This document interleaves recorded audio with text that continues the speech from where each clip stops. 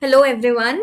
Today we are here with Booknerds Podcast, where we host various authors from India and across the globe.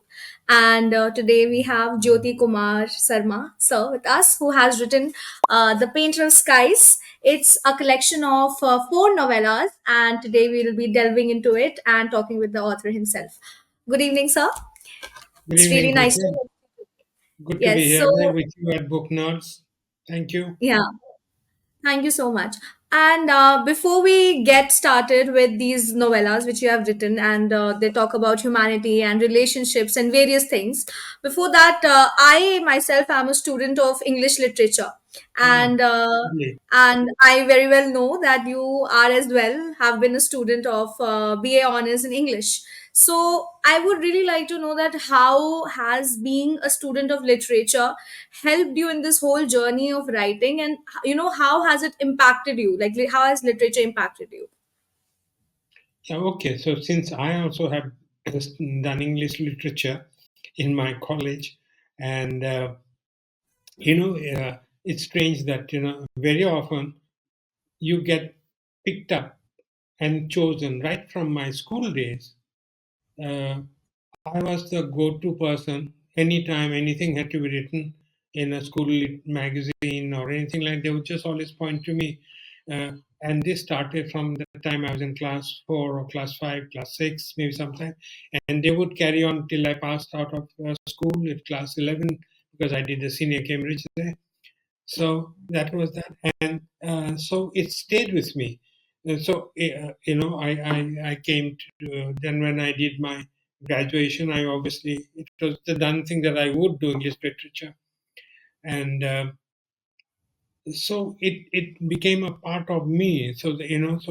Um, it just everything came so naturally. However, what happens is that when someone tells you when you are young, oh, you're good at this, you must do this. Your first instinct is to do the opposite, which is Yeah. not to do that. Because everyone has been telling you, your teachers, your parents, everyone tell you, oh, you must do this. So I decided not to do it.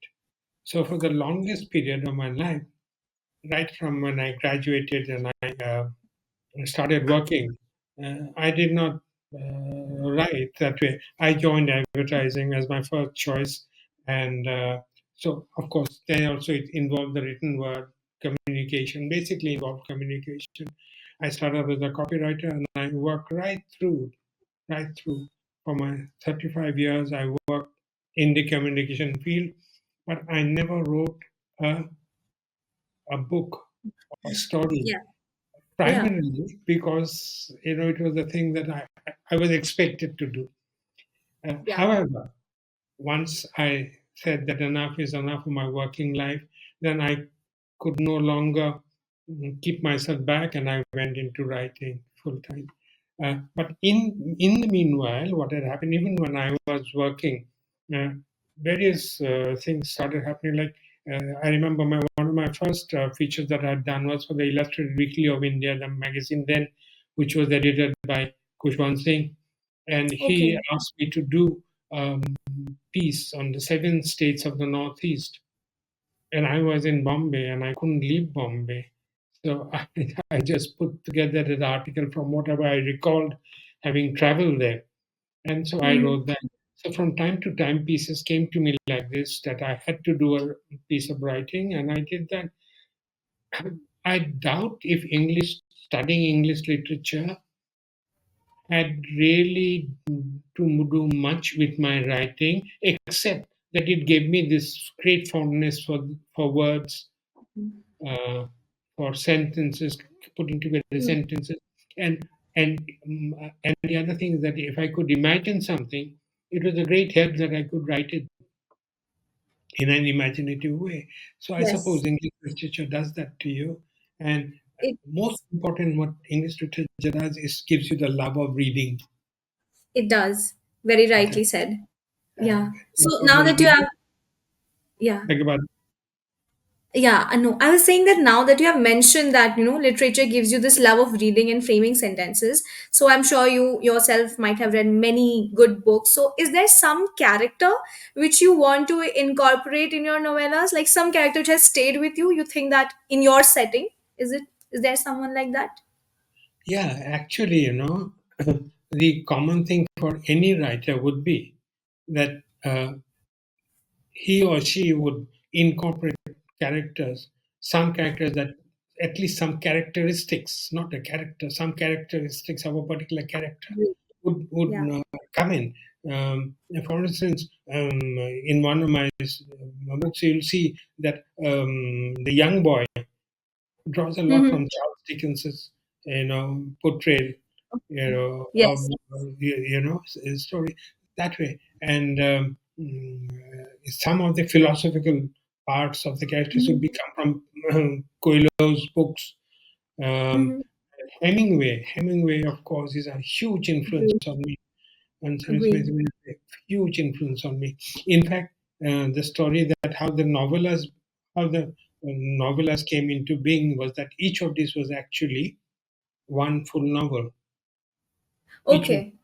were started Okay. out as by being full novels. Uh, but Hemingway always said that having written what you have done, now eliminate everything that does not is central to the story. Agreed. So what I did was from each of these, I eliminated what was not central to the story, which Mm-hmm. meant that I really dropped 2/3 of each of the books, Yeah. and I kept only 1/3 of the original. So at 1/3 of the Right. original, they became a novella from a novel. So Great. what you read, what when you read the other writers, the authors too influence you greatly. Yes. All right. And as you have talked about The Painter of Skies, which is the first novella of this whole collection, also titled The Painter of Skies. And it's great to know that you mentioned that your protagonist from this novella, Prince, this young boy, is inspired from this Dickensian lore and Yeah, yeah. some of the Yeah, characteristics. there This is a certain amount of what shall I innocent bravery Yes, agreed. about this. They don't stay back. They don't hold themselves back to say I can't do Agreed. this or it's not there. Agreed. No matter what. I mean, if you go to this story where he's at an you can be at an orphanage, but you can still go Mhm. around and ask for more. Can I have more? Yes, yes. You know, Oliver Twist. Yes, yeah, of yes. interest. So you can have more. So that insatiable desire to always have more, ask for more, and Yes. not admit to yourself, oh, but I cannot have more. Never do that. Agreed. So, like for instance, I have a particular part of this novella that I could read out for you. Yeah. Yes. So this is Please. from the Painter of Skies, the first novella, and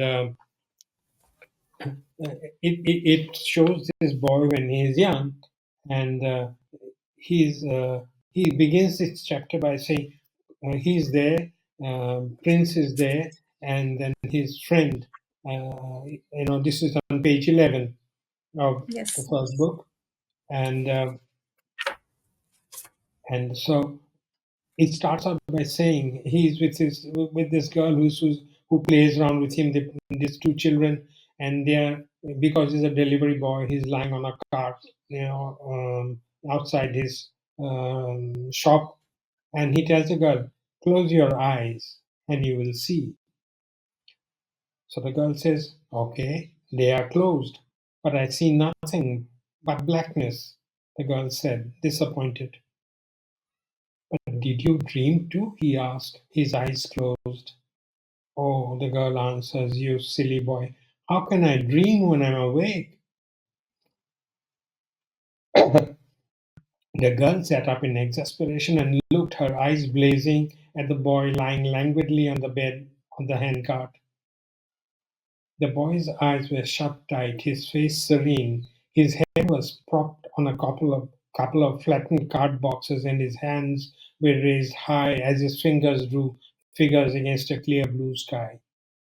"Look, look, can you not see the chariot?" It is flying through the sky, and look how its wheels spin. Do you not see the wings on the white horse flapping? And there's you and me. Stop, stop, the girl screamed at the boy, shaking him by his shoulders. The girl had jumped off the handcart as she did, and the cart tripped over to the other side with a thud, sending the boy sliding down to the footboard. What are you? You tell me you will show me magic, and you show me nothing, nothing at all. It's better to play with the others. At least the others play with real things like bat and ball, not like you playing with with the sky and the clouds.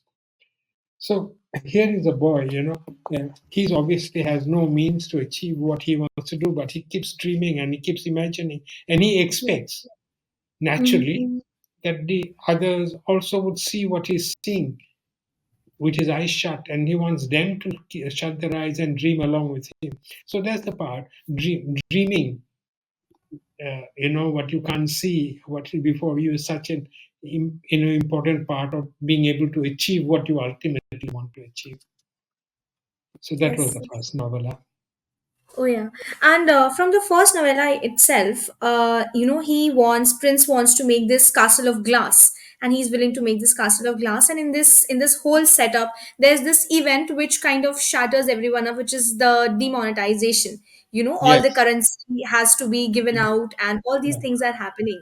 Yeah. But at this time, we see that Prince is extremely resilient, and he is not worried like other people. He knows what he has to do, and even though he is homeschooled, he does not know the science behind it, does not know the economics behind it, but still he's out there and he knows what to do. So it I really want to know that this character has this emerged from a real life experience, because demonetization was a very big has impacted all of us when it happened. So just tell us about this whole idea, demonetization, and a young boy, and then teaching everyone what to do. How did it come? See, here's another thing that underlying this is the fact actually that you don't have to be a financial wizard. Mhm. You don't have to be educated in our schools kind of a system. If you've Mhm. got your native intelligence, you can Mhm. see what is happening. And he knows that what he's saying is that what has something that has become useless can be become useful to someone Yes. later on. Yes. Most of us go with the trend. Oh, this has become useless, so there's no use for it.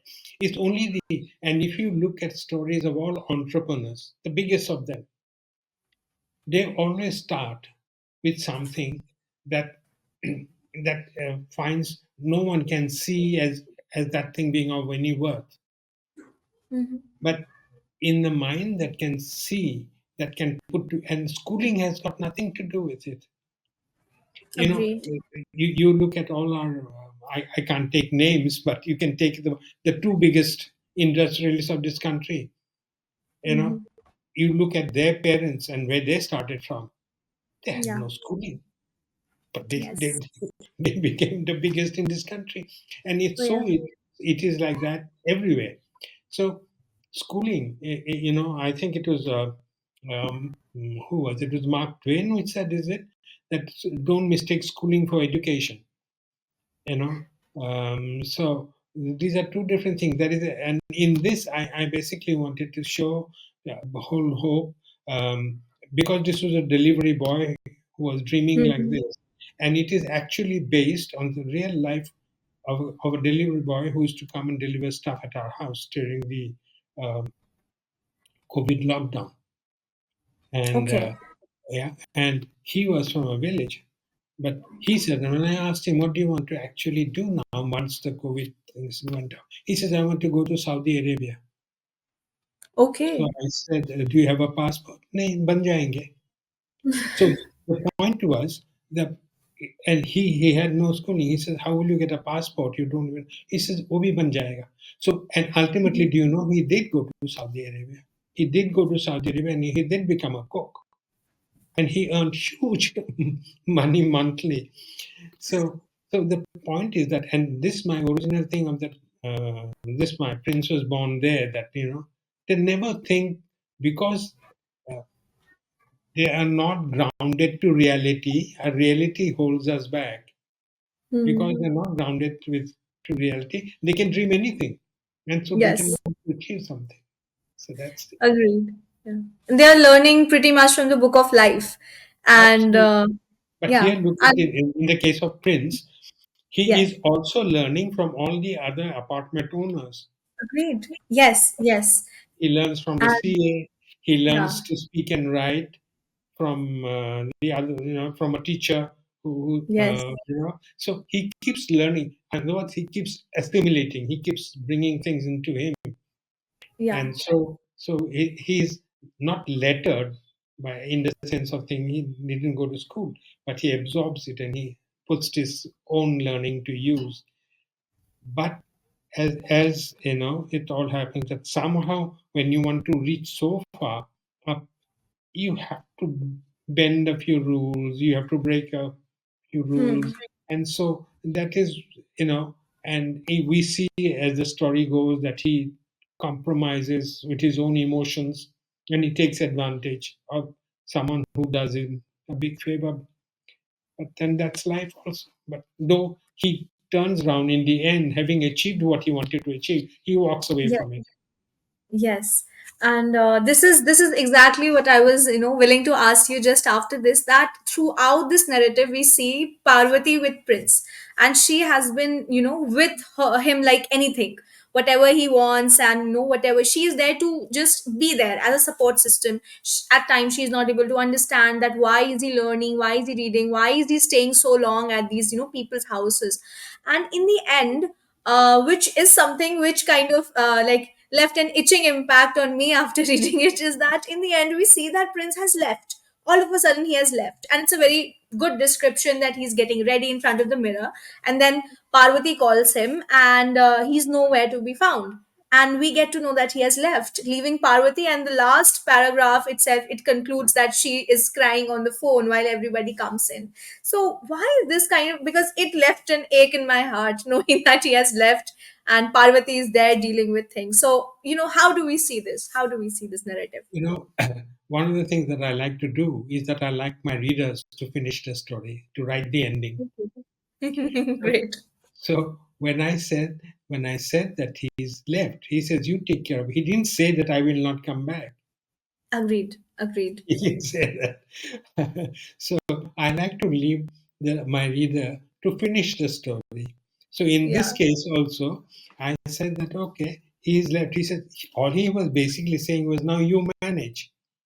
I have Hmm. brought it to this. You should be able to manage." And then he also says that if you remember, he is also loyal because that the person who Hmm. taught him about finance and economics, the CA in his apartment building, he has now been made the chairman of his company. Agreed, So he says agreed. he's there. So you there. So he left primarily see because he realized there were two things. One is that when you achieve what you want, then the Hmm. question is what next?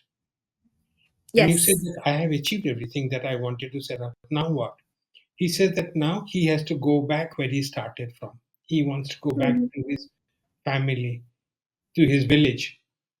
And because he Yes, has never been there later, he seemed to yes, have forgotten this. Now he wants to go back. And he wants to go back and meet his Mamu, who was the owner of the shop. He says, I have to yes. go and meet them. Why does he have to go and meet them? Because he realizes he has wronged them by taking over and easing them out of the business. So he has unfinished business that way. He has to go and first Agreed. correct that. But at no point does he say that I will not come back. So Hmm. it is Yeah. what it is. Yeah. Yeah, the reader to think about and ponder upon and create our own stories afterwards. Mhm. All So right. that is, Yeah, and let we can now move ahead to the second novella, which is in this collection, A Baba Seeking a Fakir. But before that, we have When My River Weeps. So the second the novella, second novella is which one are you talking about now? When My River Weeps. Oh, when my river. Okay, that one. That one is a very tough one. That It one is. actually. It is. Yeah, It yeah. is. And it is Uh, filled with so much mystery, enigma, and you have to reread sometimes to understand it really, because what is happening, because the setting is as such that there is a river and no one knows what's on the other side of the river. and then one day these sides meet and there is so much happening. And it does feel that it is, it is, the pretext seems like it's a social cause, talks about a social cause, that how people are treated in general. So before we get started, would you like to first read any your favorite excerpt from this, any passage from this novella, and then we can delve. Yeah,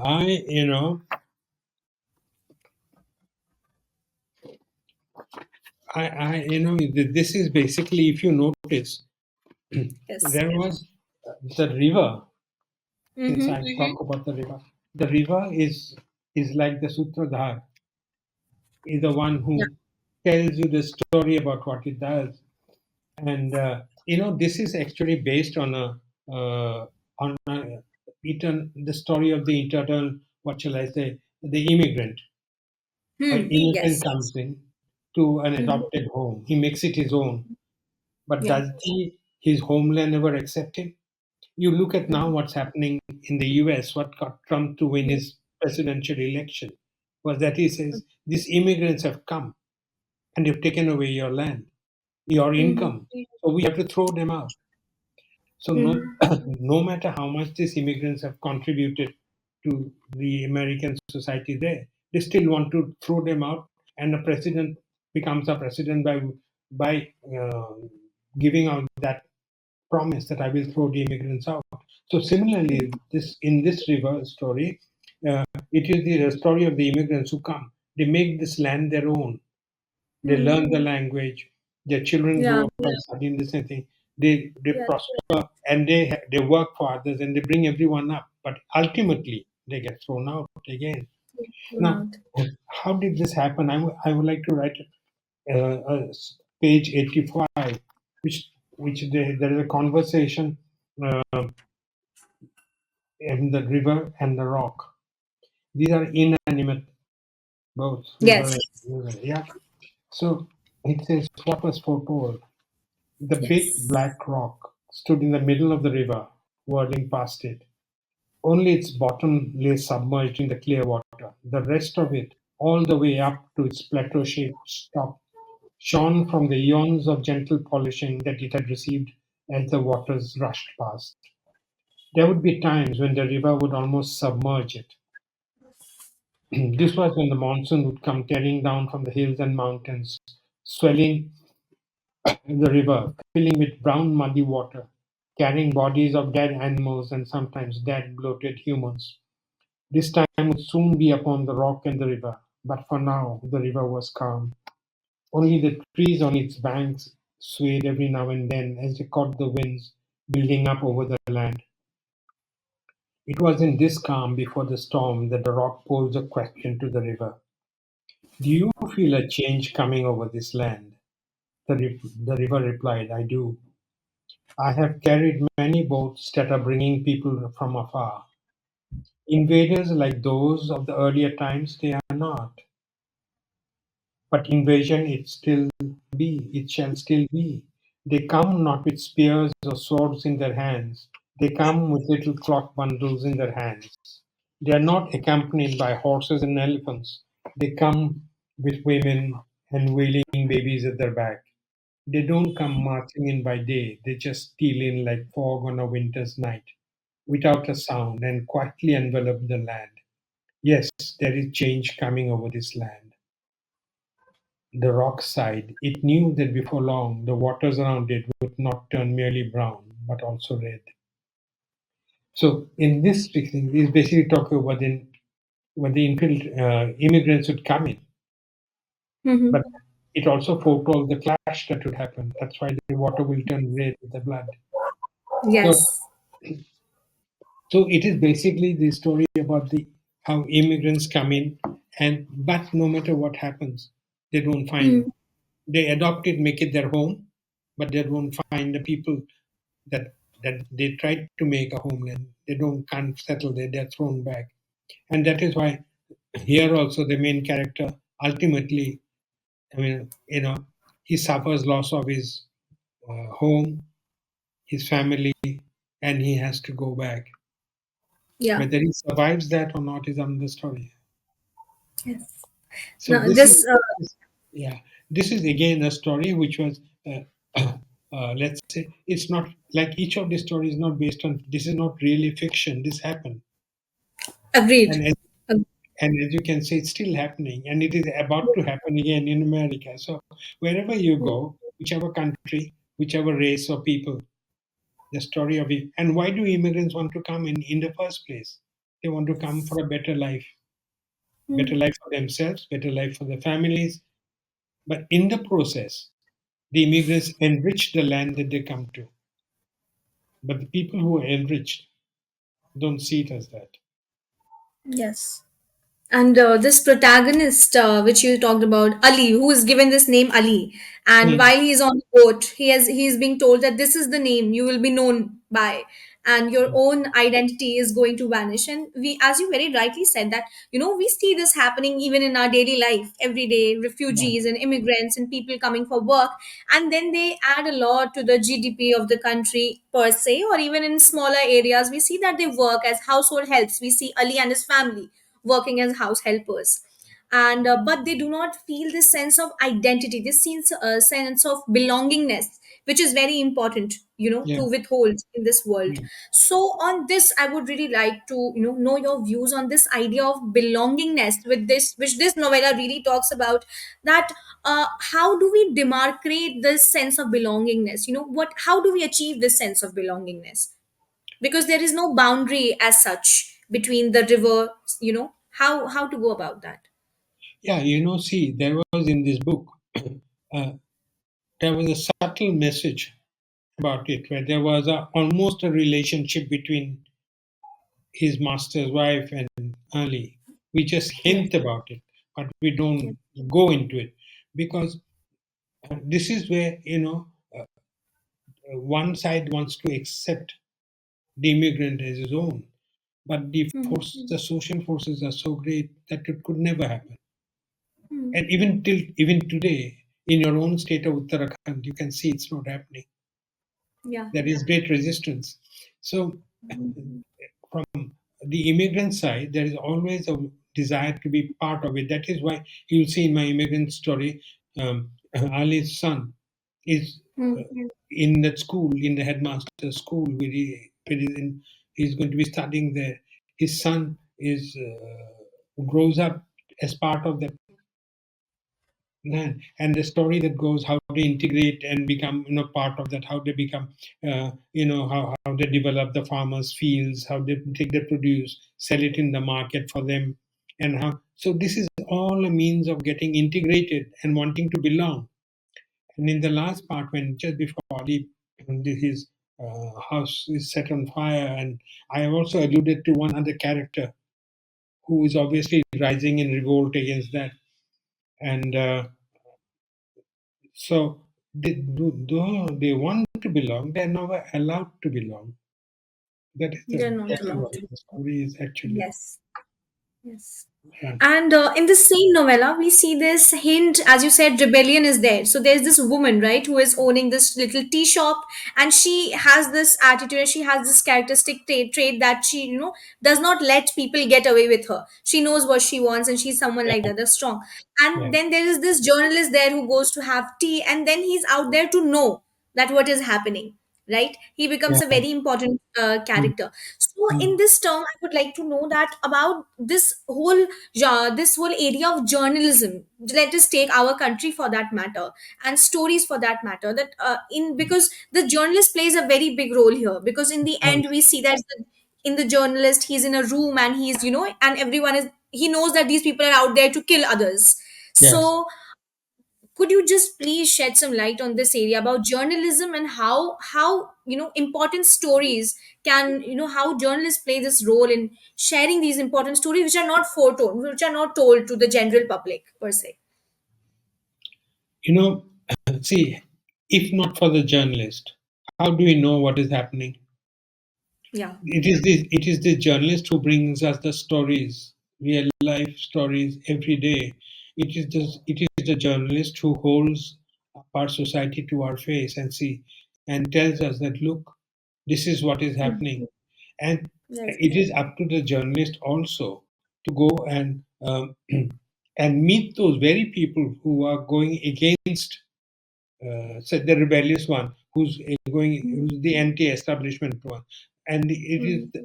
if not for the journalist, who would go inside to say today into to the forest or to the hinterlands of the land to interview those people, bring their stories to us who live in cities and are administrators. In this story that you see, you will find that there is a part where the editor and asks them to find out this story. But what is his reason behind that? His reason behind that, the editor's reason is that the journalist should go find the story, bring the real story back to him, so that the editor then can go and pass it on to his Yeah. benefactor Yeah. who's in government.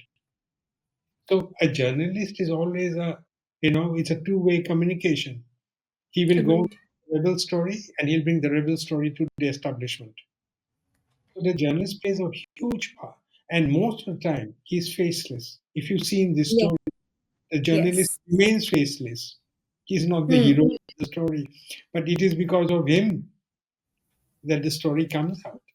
Yes. And even in this book, we novella, we see that it is because of the journalist only that we as readers get to know that who was the woman and what was she doing and why was she acting the way she was acting. So that's very Yeah. correctly said that it's the journalist. Yeah. But this woman there who became the rebel was really Yes.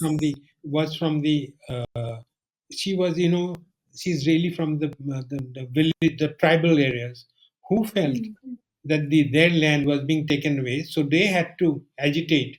It is now, if you see, it is now happening in a lot of parts of India. This same story. Now, if you Yes. see the way the Rohingyas are being thrown out, Myanmar, Yes. what is happening in Bangladesh, and here in India, you see in Manipur and what is happening in Manipur between these two clashes. It's all the plains and the tribals who are clashing. Yeah. And so this is an eternal story that is playing around almost 12 months of the year in our country, and also anywhere. Agreed. You go to Brazil or Argentina, you'll find the same story going. It's Agreed. it's sad, but it happens all the time. Yes. And this also gives us to think about the idea that we always say that these books are fiction, but in reality it is not fiction. No. Just the character names might be fictitious, but whatever we are reading, it is happening. Yes, how does it? You see, a writer does not write from something blank. He writes from life as it is. Only thing is, Agreed. he can't make it seem. He can't take names to make it. I can't say this happened in the state of Uttarakhand and so on. Yeah. We create characters who voice the writer's concerns, what the writer feels about it. He makes the character say it or do it, so that's what Yes. we do. But these stories are invariably from real life. Books are actually lives, taken from life. Yeah. Books are indeed from life. Yeah. And this through this we can move on. We will now move on to the third novella, which is a Baba seeking a Fakir. Yes. And this is also filled with a lot of undertones and a lot of metaphors and symbolism, a lot of it. And before we get started, I really want to know about Fakir. Like, is he real or is he metaphorical? Who is the Fakir? What is the Fakir? Because at times when I was reading it, I Yeah. felt that it looks like it's an alter ego, or two sides of one person described as black and white, so can be one of the interpretations. But Yes. really wanted to know from your side Yes. that who is Fakir, like who is Fakir? You see, I mean, it's so tempting. I mean, it was really simplified. See, there is black and white.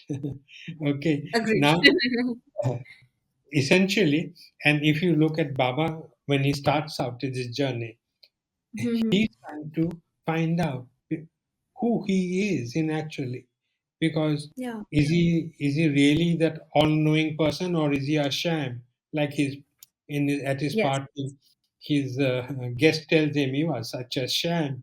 You Yeah. just make us believe that you know so much, but you're a sham. Mm-hmm. And so it's not that he went on this journey to because this girl called him a sham, but it was showed his internal trouble, something that had troubled him. That though he's a man, obviously well-off man, and he's a toast of society, he can throw parties, but deep inside, he's not happy with it. He wants to find out Hmm. what lies inside. So what does he Hmm. do? He chooses the most difficult, the furthest away from him. He's in a city, Hmm. now he goes to a desert. And why does he do that? Then and someone from a modern thing to a completely, let's say, almost mystical to Yes, find out. mystical. Yeah, it is a Very. mystical journey. It's a totally mystical journey, and there are also questions of who is better. There's a question very often artists and writers often question them: what is the relevance in society? Do we Hmm. contribute anything at all? Um, Here he's saying that. It is a thing that if I make something now, even if you go to Fakir, who's called Fakir, not that is not his real name, but he's given a Hmm. Fakir because he's a craftsman. Hmm. He's a craftsman who doesn't believe in commerce. The rest of his village are craftspeople. They Hmm. make things to sell to tourists. He doesn't. Agree. He just Yeah. does it for the love of the art. Hmm. So even his own girlfriend, his partner in life, then tells Hmm. him that why don't you become like the others? Make something Hmm. that people will Hmm. buy, and yet he prefers to stay locked up in that fort of his Sort of and is. Yeah. make things only for himself. And why Hmm. does he do it? He says that amongst artists, this is actually a more of a what shall I say, an artist's point of view that you are asking yourself. We say that we all need a muse. We need someone who Yeah. inspires us. Okay, who's this Hmm. muse? In the case of Fakir, it is this unknown person who comes, who's supposed to have died 100 years ago, and she calls him out that I'm trapped in this. Oh, you rescue me from there. And how Hmm. does Baba, 1,000 miles away, get involved in this? Because Hmm. his lady friend is supposed to be the Hmm. sister of this mystical woman in the fort. Yes. So, Yes. so he is the conduit that must bring that city-bred woman to this mystical woman who's died 1,000 years ago or 100 years ago. But to the Yes. craftsman, the mystical woman, is the muse. All artists have someone who prompts them to write, draw, Hmm. paint, and so she's the one. So the idea here is that, of course, they are not real, but we make them happen. We need. Yeah. Even M.F. Hussain had his mystical, but she was not so mystical. She was a real life person. But if she was not there, he would have to make it. All artists will have to Hmm. make mystical, Yes. muses to go wrong. So this is really that is at one level. At the other level is that the same person is like Jekyll and Hyde. There are two parts of Yeah. me. Yes. Yes. There is the city bred and there is the desert bred. There is the man in black. There's the man in white. There Man is in one. white. Yeah, there is the one who will do anything for commerce. Yeah, there is another person who's doing anything for just pure art. So who wins? Who loses? If you look at the end of the book, well, it's it's not really question of winning and losing. Both seem to have lost. Both seem to have won. Yes. So, Yes. is there a part here that I would like to read out? Yes. Uh, Let me see. Okay, I did keep this part out here. On page 154, it talks about the two characters here, saying Yeah. that one was seeking the meaning of existence, the other was in search of all that was material. These two sentences are very interesting because they juxtapose. Who was Yes. seeking the meaning of existence was the city-bred mind. He was looking for meaning of this, and who at the fakir. being goaded by his to be wife, says the other was in search of all that was the material. That the two should meet was the resolve of each. Each believed that the other had the key to all that he sought. Strangely, each had set out in search of the other without a precise location where he might be, only a general direction. For one, it was to head northeast to the capital city. For the other, it was to head southwest to the desert town. Neither was told how to contact the other. Each had only heard of the existence of the other, primarily from travelers' tales, enough to pique their interest. So much so that, in the manner of hapless adventurers without a compass, they had set out without knowing how they were going to arrive at where they were heading. So, this is the essential mystery, each seeking the other. When you seek something which is not within you, but you so desperately want to find out, you don't wait. You just Hmm. head out without knowing where you're going to go. For a lot of us, for when we are young, we do exactly that. We have only in our mind a goal, something, not this, but that. But if you ask, Yes. what is that? They can't say it. I know it is there. It must be Hmm. there. So if you ask, like Alice in the Wonderland was told, if you don't know where you're going, take any road. And most of us, when we are young, we take any road. We make many mistakes, take U-turns, come back, but we head out without knowing which road to take. That was Yes. that was uh, in essence the move on the hippie movement was all about. People from the Hmm. west, Rishikesh, looking for salvation. They didn't know what they came. Oh, So yeah. this story is really, once again, I toy with the idea of duality, Okay. Yeah. that in each situation there are two sides, and you don't know which one is better, which one is different. You don't even know which one you're looking for, but you head out. Yes. Yes.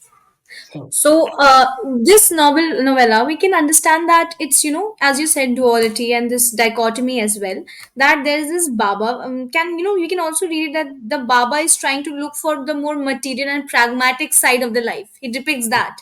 yeah, And Fakir, on the other hand, is showing this mystical and spiritual side of the life because he's away from all sort of commerce. And Baba, on the other hand, is all about commerce because he's been called a sham. And that is what he has been called. yeah, yeah, true. Yeah, Yeah. but there are many layers. This story is a story which was, to me, the most difficult to write amongst the Okay. stories. Yeah. Yeah, this was the most Yes. difficult It has because, many layers. yeah, because that many times this became a personal kind of a personal story. Mm-hmm. Because my background as a commercial writer, in terms of having worked in advertising as a writer, Yes. and then my desire later on to become a creative writer in terms of writing novels and fiction. So there was this constant tussle and need to justify which one is the right one, which one should I? It talks about the angst of a person, of a Mm-hmm. creative person, who for some time has to be trapped in. You have a lot of examples of people who started out by being doctors and became novelists, who started as a chartered accountant and become writers. So Mm. now you of course have some writers who become great spiritual gurus. So Yeah. so there is this constant tussle between the world of commerce and the world of art, and this Yes. this story was basically that, this tussle Yes. between the world of commerce and the world of art, and who wins, who loses, is for them to work out. Yeah, Yeah. And now that you have mentioned about your professional life, so I think we can very rightly say that you have been on both sides of the spectrum. You have yeah, been a literature student as well and have done creative writing now, and you have also been into copywriting, which is a whole set of different kind of creative writing yeah, altogether. yeah, So and you told us before that how literature has affected you and how it paved your way, kind of paved your way into fictitious writing because you get to read books and all those things. But how, I really would like to know that how has advertising and copywriting as in a professional life, it has helped you in this art of writing, or has it also played a role, or are there some things which you learned, or some learnings, anything? What about that side? Interesting. I'll tell you what. When I was in advertising, one friend asked that, copywriting. So when he was asked, "ये करता क्या है? करता क्या है?" So my friend told him, "ये हवा बेचता है." हवा बेचता है. That is nothing concrete. He creates things out of this thing, and he says that, you know, at one point in time, I used to. Uh, One of my biggest clients was a real estate client, and Okay. so very often my client will show me a barren piece of land where nothing was growing and nothing is likely to grow, and then he would ask me to now sell this to someone who'd like to make a home here. Hmm. So, so basically, I had to sell. We sell dreams, and but the dream cannot be so. Let's see, what shall I say? So airy fairy that no one will believe it. It has to be. The dream had to be made realistic, practical. Someone had to Mhm. see this. Oh, there is my kitchen. There's my bedroom. There's my garden. Mhm. Where Hmm. much before there was anything, before even the land was left. So while you built a dream, you had to build a dream on rock foundations, solid foundation, so people could see not only themselves but their children growing there, Hmm. and people willing to put down huge amounts of money. Hmm. But there was nothing. Hmm. If Yes. you try and sell,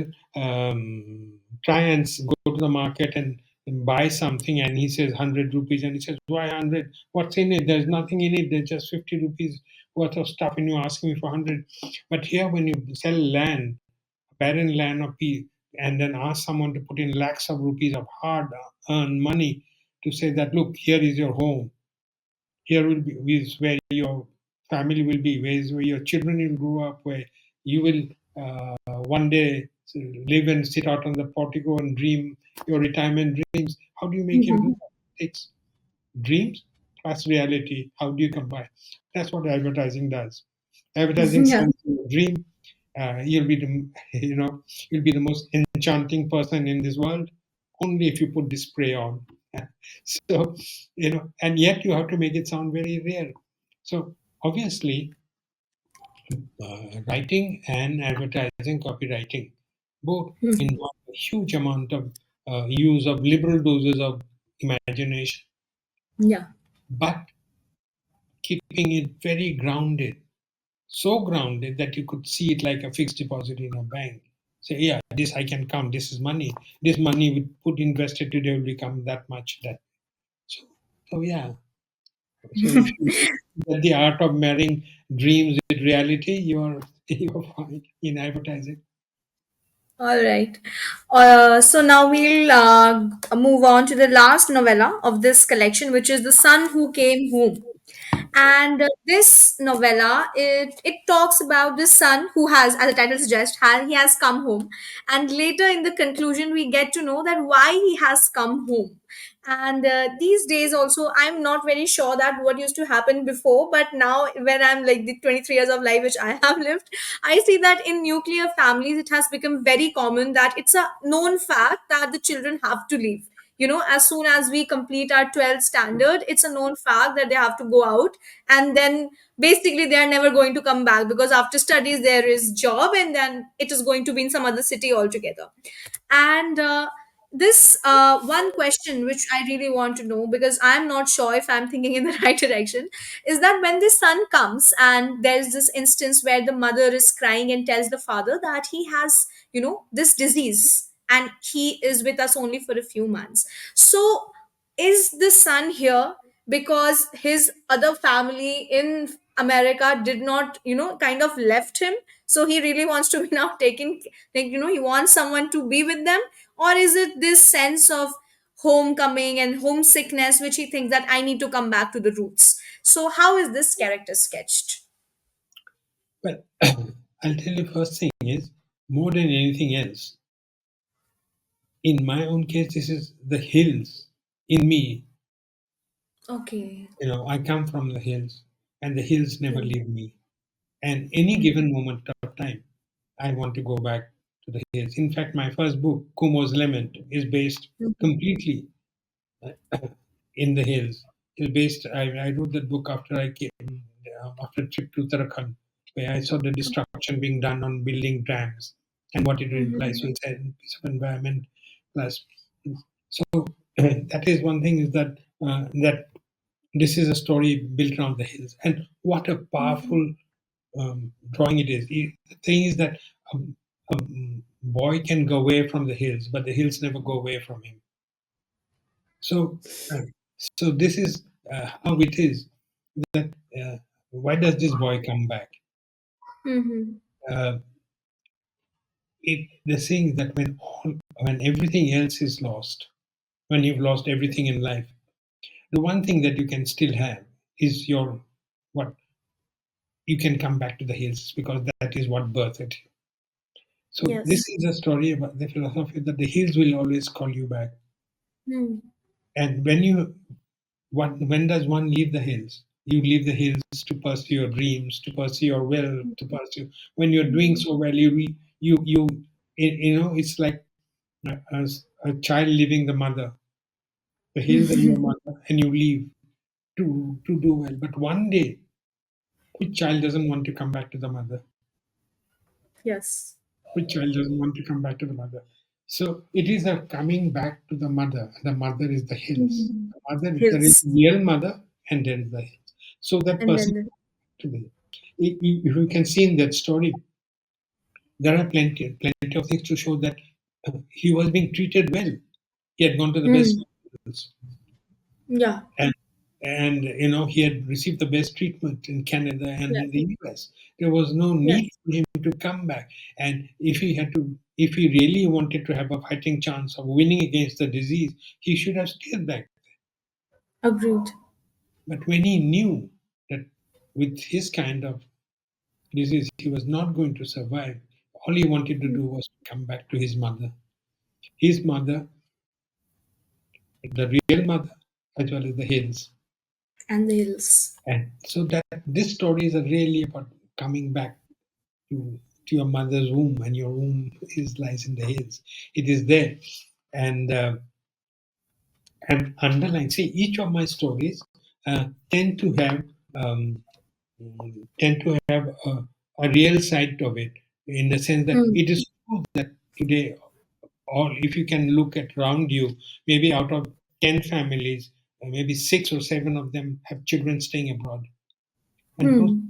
those children don't come back, but for maybe 10 days in the year, 5 days in the year, and be there, and they always go back because the life is there.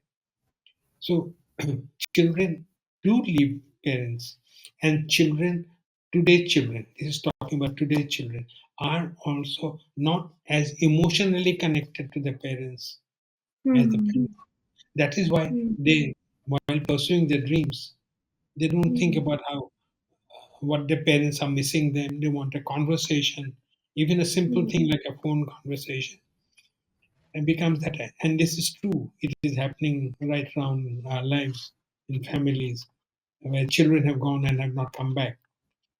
And not come back is another thing, but not to be able to keep in touch with your own parents is in fact, there is also because in between I was consulting with an organization called Helpage India, where it Okay. is all about you know elderly people, and most of the Hmm. elderly people had stories about children who went away, whether abroad or to other cities in the day, and never looked back. Only when the parents were very ill, they would come be with them for a while and go away. But the story says that ultimately you have to come back to your mother. Yes. And you have read your favorite excerpts from every novella. So, will you please read one from this as well? Which particular one? Any faith? Any passage from this novella when Hmm. my son comes, when the son who came home. Any passage. Okay, let me see. I'll write one thing. When Engineer Badal had retired from his job as the chief project engineer at the hydroelectric project in the valley below, he had, unlike some of his colleagues, chose not to build his retirement home in the easily accessible valley area. I'm reading from page 202 of the Yeah. last story. So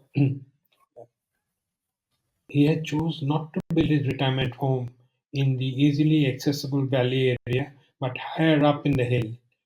He had wanted a view of the meandering river and not of the lake that had formed with the dam. That beautiful lake is your handiwork. Are you not proud of it, engineer sir? Your house should be on its shore so that you can admire it morning and evening. That's what his colleagues had said when he had told them that it was up on the hill that he would build his home. The lake is beautiful, yes, but it is man made. For me, what is beautiful is what is made by God above, Engineer Badal had answered. He had the hills in his blood. He had been born in a hill town, far removed from this one. His wife, his sweet little Maya, was born close by, and as she would declare to anyone who advised her to move to the city in the valley, she would say she was born to die here. Their son had been born in the project hospital close enough to the hills to qualify as a hills person.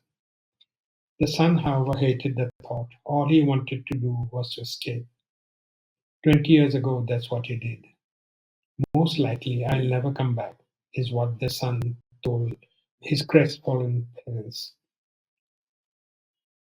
So please don't keep sending me pictures of girls from matrimonial bureaus. I am not the marrying kind. So soon as the cottage on the hills overlooking the river was complete, the parents gave up their assignments and headed back to the hills. To be closer to God, Engineer Badal told his friends in the valley. To be closer to my farm, wife Maya told her friends. And that I think is uh, Yeah.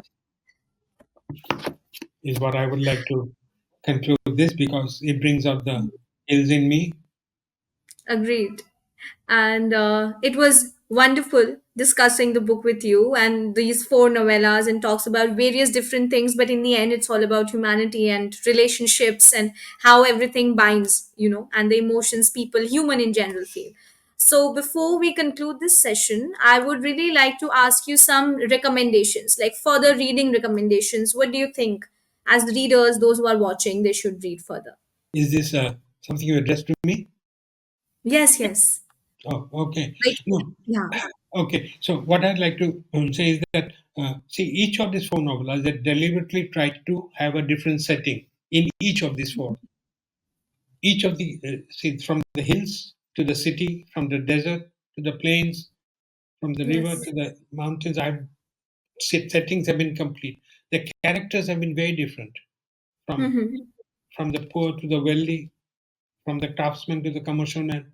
So each of these stories have been very different in their ways, in the characters, in the settings, in the forces that drive them. So, and I've tried to, find out what drives each of these people in the book that they make, that they appear as characters. So this was the basic idea to explore different identities, to explore different settings, to explore what makes uh, each person have the desires, follow their lives, how they go about it. So this was really trying to see many different characters and characteristics and settings in one. Whether the reader likes the variety, because Mm-hmm. in a novel you would have one setting which would go in a typical arc from beginning, middle to end, but the setting would Mm-hmm. be more or less the same. Here, I tried to examine four different situations, four different settings, four different characters. So hopefully the reader will enjoy reading them. Indeed. And any further readings, sir, would you like to recommend? Any recommended readings? Any books? Anything? Oh, I think one should read as diverse a range as one can. I would like to show you, for instance, to begin with, if you're a writer, if you want to write, I would like to show you maybe a book which I would highly recommend. And This is called Murakami, Novelist as a Vocation. Yes. Yeah. Yeah, that would be great to start with. And then, of course, I would also say that I have two other books. But this is Thrice Upon a Time, which is a deep dive into a woman's mind. Yeah, this is I think a good read to any woman in a 35 40s. A lot of questioning. Thrice Upon a Time. It's again on Amazon, and this is the book that started it all. Kumo's Lemon.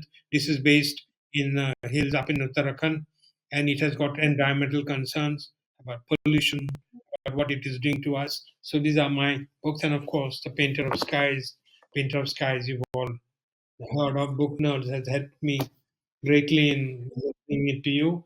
And some of the books are, for instance, like um, uh, uh, yeah.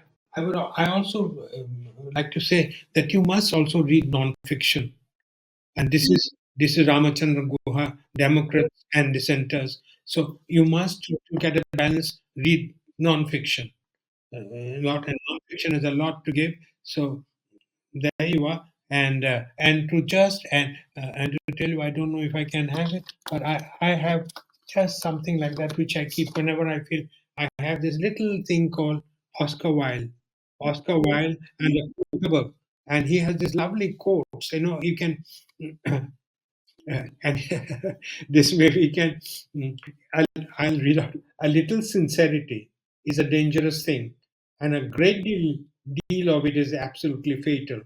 So he says these things, and anyone can sympathize with the sufferings of a friend. It requires a very fine nature to sympathize with a friend's success. So he says lovely thing, and I'll leave something for the ladies whoever may be listening it.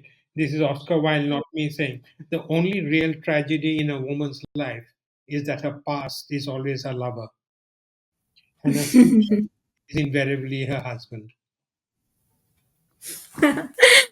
Thank Uh, you so much. It Thank you so was much amazing for to having me have with this you. conversation. Yes. I Thank you enjoyed so this, and much. thank you, Book Nuts. Thank you, Neha. Thank you, Rohan. And it's been lovely speaking with you. Thanks.